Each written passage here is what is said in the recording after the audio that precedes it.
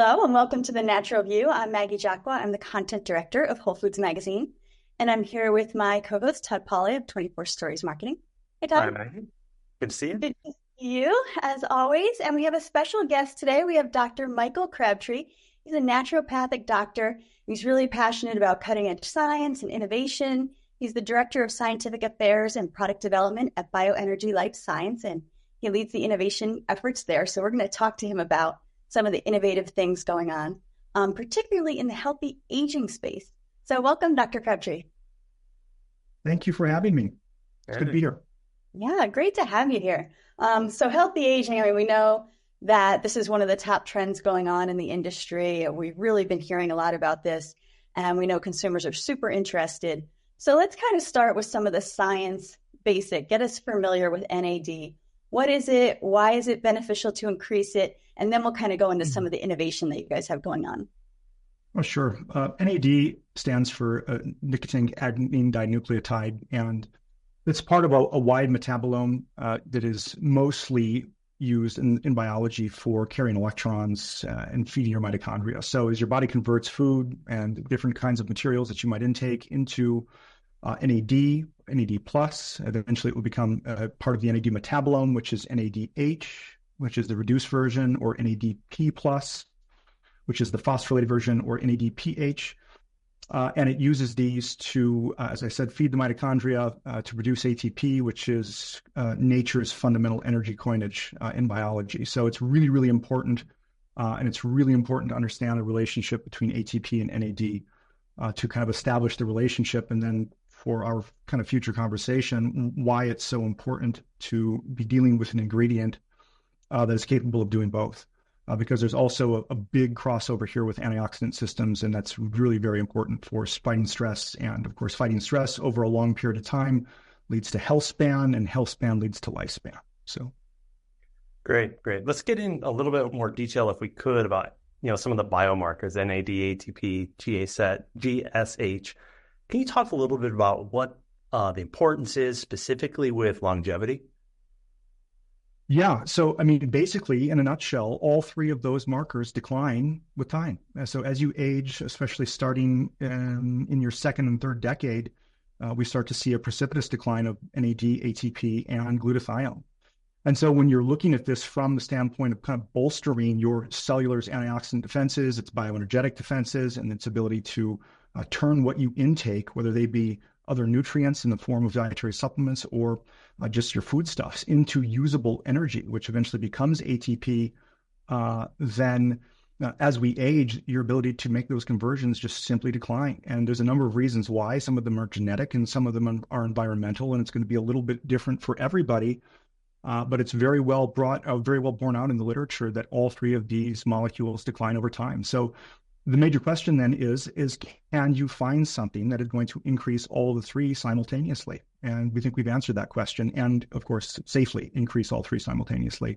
And then you have other questions like, well, okay, so if you have more energy and you have the ability to carry electrons and you have antioxidant defenses bolstered through superoxide dismutase or glutathione, what's next? And that's the actual mitochondria themselves, the kind of the holy grail of anti-aging, because another big biomarker here that declines with age are the total number of mitochondrial populations at any given time, and their ability to turn over, which is to a process called mitochondrial biogenesis. And so we have been working on those markers for about 7 years. The RIGEN project has been going on, trying to and succeeding in establishing a solid platform for an ingredient basis to affect these four things, and then to move into more of a kind of a clinical platform from that point. So we have kind of different levels in medicine and biology. Okay, you have the biochemical level, which would be your ATP and NAD and glutathione, which are kind of little tiny molecules, and there are lots and lots of them. And then you have another level, which would be the physiologic level, which is where you find most of us physicians and our clinical diagnostic work, and those would be like hormones. And so when you move from the biochemical level into the physiologic level, you start to see all kinds of differences and changes in different populations, and analyzing also how these relate with respect to the microbiome and who can actually convert certain nutrients into certain biochemical precursors, because Not everybody is the same. And I think that's very clear. But what we've discovered, one of the novel portions of our work is kind of discovering that you have these three groups in this NAD science, and you have groups that no matter what precursor that you feed them, they don't turn any of it into NAD for a variety of reasons. And you have another group that are sort of normal, and they have a moderate increase in NAD that is usually better across different precursors, whether you give them an NR or a Ryajev or an NMN or something. And then you have a group of super responders. And so, the conversation really from a medical point of view has to change from which one is the best to which one is the best for you. And I think that's a really important changeover. And then lastly, we've spent a lot of time in this NAD space, which really started to get popular maybe around 2010, 2012. But we spent a lot of time talking about NAD plus all by itself. But what has not been discussed is the importance of the entire metabolome and bringing all of the NAD metabolome precursors or NAD metabolome metabolites, up at the same time to balance them out. Because it's very clear that if you just raised one, particularly NAD plus, too far, without enhancing some of these other systems, that can actually have a negative impact on biology. And it can accelerate aging, and it can reduce exercise capacity and a whole number of negative impacts. So very important to talk about balance. And the conversation has to change from who can increase NAD plus the most to who can sustain elevated levels of NAD for an extended period of time so that you can derive the benefits of the actual ingredient and precursor for an extended period. So interesting. I didn't know that about that, like increasing it too much and then having the exact opposite impact. So tell us about the ingredient and how this is helping to get that balance and to help the broad spectrum. What we have is the project focused in on what synergistic elements that we could find in terms of ingredient combinations to assist with synergistic elements that we could pair with D-ribose, which was already well known to influence ATP and glutathione, especially under conditions of exercise. So then what we had was the NAD space was really starting to take off right at that exact same time period. You had Chromadex coming out with their NR, and you had a variety of materials that were coming online into the market that were shown to have all of these interesting properties, mostly the increase of NAD. And then you had all of these groups in academia who were starting to speculate and attach correlations to NAD and the aging process. So we thought, well, since there's this order of priority that I just mentioned, and this relationship between energy and electron carriers and antioxidants, I bet you that if we pair the two together, and in particular because the biochemical pathways are dependent upon one another, you can't get ATP without NAD+, and particularly its reduced version, because that's what feeds the mitochondrial process that eventually produces ATP de novo. And without ATP in particularly the salvage pathway, those enzymatic systems do not run efficiently. So there's an immediate relationship between them. And then you start adding in the same synergistic properties within these pathways of various antioxidants. And you've got this kind of triangular relationship between three molecules that are all very critical. So we have at least 4 points of overlap between these pathways and molecules. And it became very clear to us that vitamin B3 in its various forms, when paired with D-ribose, if we could optimize the ratio between D-ribose and vitamin B3, that we could probably make a bigger impact on NAD, or we could increase the efficiency of NAD turnover. And then and we proved ourselves to be correct. And then after that, we started seeing all of these other interesting phenomena pop up around this ingredient. And that led us into a 5-year project of preclinical trials, which then eventuated a human clinical trial, our pilot model, which was published in Nutrients in 2021. And then we did a second human model with more participants, where we kind of relaxed the controls and did a customer-centered trial. And that essentially confirmed for us that not only was our original pilot trial safe, efficient, and over the course of 7 days, it had great effect, but it will do so at half the dose, which is time dependent. So the dosing spectrum on this product doesn't have to be this enormous dose. We can cut it in half and extend the time and still eventually get the same results. And it became clear at that point that we had something very interesting. And then that led us into even further studying the relationship between D-ribose and B vitamins, or D-ribose and activated monophosphate kinase, or AMPK, which also has a seriously synergistic overlap between ATP and NADH. So that's really kind of the origin of the project. And I think that we're on the verge right now of boring further into the literature with new vitamin B projects that are going to be very interesting for everybody, because they kind of have a humanitarian flavor to them. There are so many places in the world where people in B vitamin deficiencies are incredibly well noted, but there doesn't seem to be any real solution for them. You know, B vitamins are so well known and they're so widely used, but sometimes I don't think that you see a lot of work being done. And how do you increase the efficiency of the use of these B vitamins? And the RYJEV project for us kind of gave us that initial pilot hole into this viewpoint, or this perspective on the relationship between our original product, which is now this kind of classical ingredient on the market, and what it can do for some very basic, very well-known water-soluble vitamins that maybe most people don't use all that efficiency, particularly with all of the disruptions to the gut axis and the microbiomes that we find present in IBD and so forth. So, yeah, that's fascinating. I mean, after years of research and this project that's gone on, let's skip ahead and talk then, when we talk about oral supplementation of RYJEV, what are some of the benefits? Can you talk through what that looks like on the other side of all this hard work you've done? Yeah, the immediate benefit is that within a very short amount of time, 2 or 3 days, you see immediate impacts on NAD, and that's the obvious one. Immediate increases in NAD, immediate increases, and by immediate, I mean 48 hours. I mean, if you start taking our product, which we have in a variety of forms, we have it in water-soluble forms. Another big benefit of working with our material is that we have managed to engineer it into a variety of forms. Some of the NAD precursors can be a little fickle in the way that you have to engineer them into products. And so they've been kept out of beverage systems, and they've been kept out of foods, but we have managed to find a variety of applications for our materials. So getting NAD enhancing materials and ingredients into various applications has never been easier. And we've also made it extremely affordable. We're very economical in terms of our relationship to the pricing and the rest of the market. But your immediate impact within a couple of days, you're going to be enhancing the entirety of the NAD metabolome.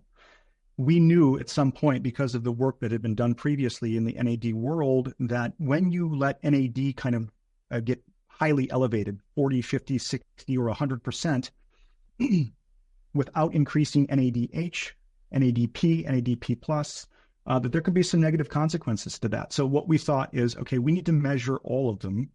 So we started using our LCMS and broadly analyzing what we were seeing happening in these animal models, doing extensive tissue analysis, figuring out what was going on in all organ systems, because there are lots of different kinds of cells. There are lots of different kinds of tissues, and they all have completely distinct modes by which they will create NAD from different materials. Some of the materials are very high metabolism, and they respond different to certain precursors. So the question is, how do you form a broad basis for enhancing the entire NAD metabolome itself without letting NAD plus itself get out of control and start depleting other antioxidant systems in the body and actually causing negative consequences, especially during exercise? And more importantly, how do you make these increases sustainable? And even more importantly, how do you make them broadly applicable? How do you keep these broad sustainable benefits available to a healthy population? Because one of the problems that usually we find, I don't know about usually, but very often we find in preclinical models or even in ingredient models in the sciences, you find them using disease models to study the effects of any kind of ingredient. And we're looking to treat or to use this as an intervention for healthy people who want to enhance their health span. And these are not people that are diseased. So we have been studying completely healthy models. We don't use genetically engineered animals. We have used young or middle-aged people who have no, the presence of obesity, disease. We haven't studied that. And we have found that these broad benefits apply to even those populations who are already healthy.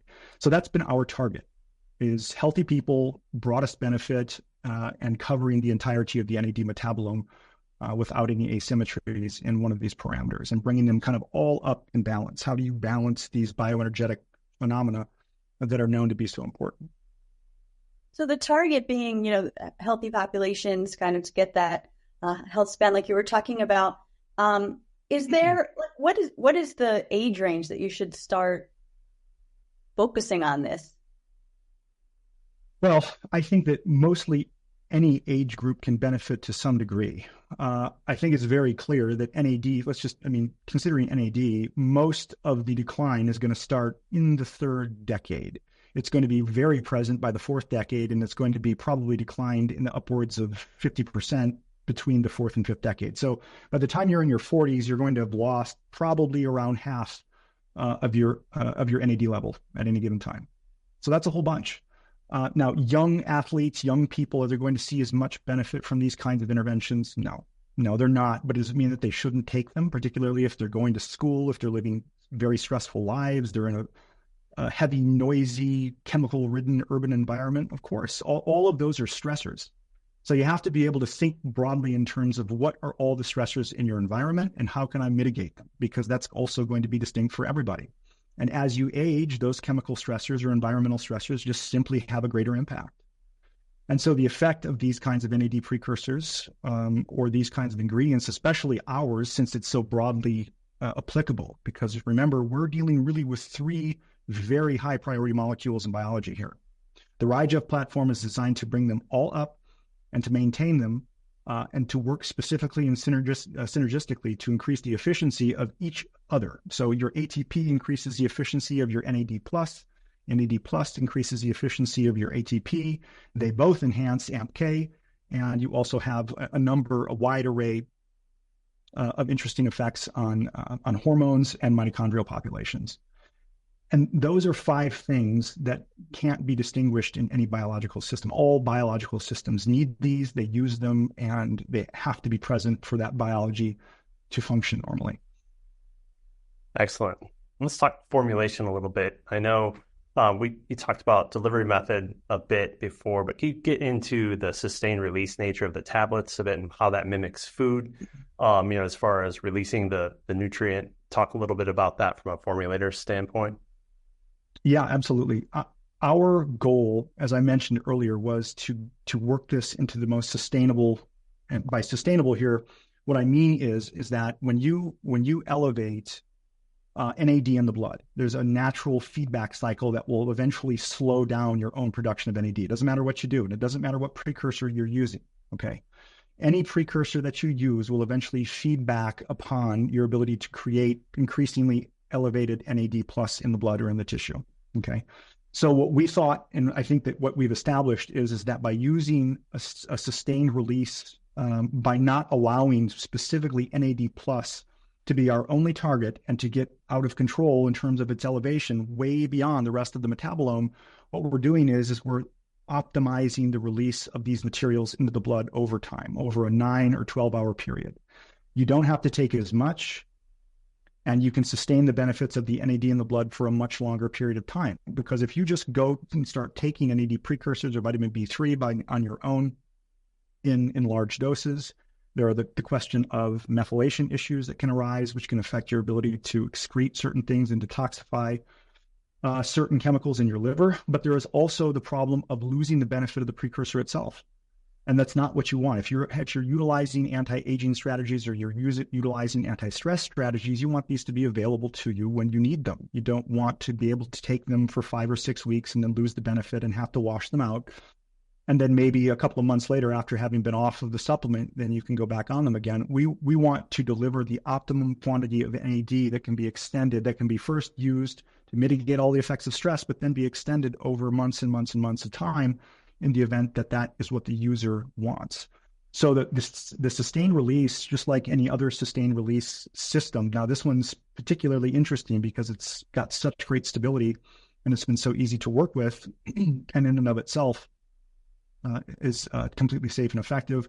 We've partnered with a group on the West Coast up near Portland by the name of Innovite. They've been working with sustained release niacin and medical intervention for, 40 years, I think, 40 or 50 years. They've pioneered an enormous amount of research on the subject and have been making these kinds of sustained release tablets for a long time. So when we went to them, or when we were introduced to them, the first question was, Well, can you make this for us, this sustained release tablet? Can our product actually be viable within one of these? And then secondly, their immediate question or their immediate answer was, yes, it can. And can we put your ribose in all of our products? Because this ribose side enhances all of the B vitamin line. So if you're going to be using any B vitamin to treat anything, which could be thiamine, could be pyridoxine, it could be anything, ribose enhances that. The D-ribose has a number of specific biological effects that implement the increase of ATP and a variety of other parameters that assist in the utilization of a number of B vitamins.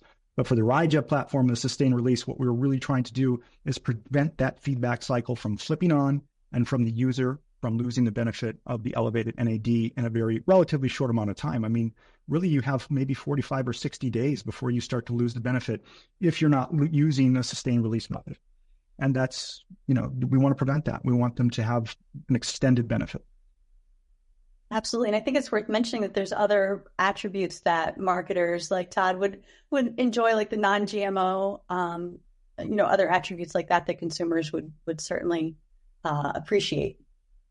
Yeah, absolutely. We have our facilities, we work with partners, whether they're third party or our own facilities that are GMP, that have kosher, that have halal, that essentially have the array of certifications that you would expect out of quality manufacturing. We don't have any issues for that reason with our manufacturing. So for marketing purposes, I mean, if you're looking to work with someone who will turn out a consistent product that is highly stable, particularly in a number of environments, because a lot of these kinds of materials can be difficult if you're shipping them into a tropical zone, if you're going to go over to a jungle in Malaysia and sell them in Kuala Lumpur. Well, there are going to be stability questions. So when you have a product like this that can be engineered into a variety of also co-crystals and a variety of applications, we have been working on a custom crystal morphology that allows our product to be completely stable in a variety of environments. And that's another big benefit of working with us, because we've been working on this for almost approaching a decade here. Soon. And now once you get by the actual science of it and you build your product and you establish that it's safe and it's safe in humans and it works very well, and you have this correlation between your animal models and your human models, now it's time to start optimizing it. And our optimization process with the RiGEP platform is going to be moving into a variety of co-crystals, which allow us a number of synergies between a number of materials that can have all kinds of effects. Excellent. All right. So what's next? What's next for RiGEP? What's on the horizon? Well, we are going to be at Supply Side West. I think that if you're going to be there, you should stop by our booth. We're at 5273 in late October coming up. We've got a number of products that we are excited to tell everybody about. We've got new research. We have a new and exciting, as I mentioned, vitamin B product that we want to tell everybody about. We have a method of testing and individual NAD levels that we're excited to tell everybody about. So we're going to be offering some free test kits if you want to get your blood NAD levels examined. If you want to see how well you're doing in your nutrition department, stop by our booth and sign up, and we'll give you our test kits, and you can take it home and send us back your sample, and we can do your analytics for you. As far as new technology is concerned, we're very, very excited about the coming year because of our crystal morphology and co-crystal technology that we've got coming online right now. So we have been working with RiGEP as a technology for some time. It's already co-crystallized, and it's already water soluble, and it's in beverages, and it's in capsules and tablets and freestanding powders. Now we're starting to move into the phase where we start to use that same co-crystal technology to take it into a variety of different areas, where we can start looking at other materials that synergize even more specifically, like at parameters like CD38 and inhibiting inflammation. So we have an even more well-rounded product that is not just responsible for enhancing these interesting components of bioenergetics and NAD plus in the metabolome and antioxidants, but also moving into sort of a real clinical portion where we can start making good measurable changes in things like cortisol, which we have already established, but also inflammatory factors, your interleukins and your tumor necrosis factors, which are real problems for folks in an everyday kind of point of view. So that's what we're excited to start talking about is the new RiGEPs that are going to be coming up. That's great. I just want to say quickly, I've never heard of a better trade show. Stop by our booth, get the test kit. That's so intriguing, and it just brings the science into a very real place for people walking the show. That's brilliant. I think that's great. We have developed, working with our partners, we have developed a new dry blood bioluminescent assay. It's available in the United States. It does not require big volumes of whole blood, which complicates shipping and can make the parameters. It can make the stability of the samples a little tricky to deal with, particularly if you're mailing it. So what we have endeavored to do is to get a test that is easy to use, and it's a prick of the finger and a dry blood spot on a piece of paper, and we'll tell you what your NAD levels are by email in a week or so. And then if you want to try our product, guess what? We'll send you a 7 to 14 day supply of our patented Ryegev, and you can see what happens to your own NAD levels. And we'll send you another kit, and you can measure your own. You can actually see the measurable changes in your NAD, and you don't have to pay hundreds of dollars to do this. These test kits can get pretty pricey right now. Yeah. I'm stopping by the booth. Maggie? It sounds good to me, yeah. Yeah. I'm sold. So excellent, Dr. Crabtree. Thank you so much for getting us up to speed. Definitely, I think you've given people lots of incentive to stop by the booth and learn more. And we look forward to seeing you at Supply Side West. And we'll also, keep reporting on what's to come in WholeFoods Magazine, keep people updated on all the latest. That's great news. Thank you for having me. I really appreciate it. Yeah, thanks, Doctor. Thank you.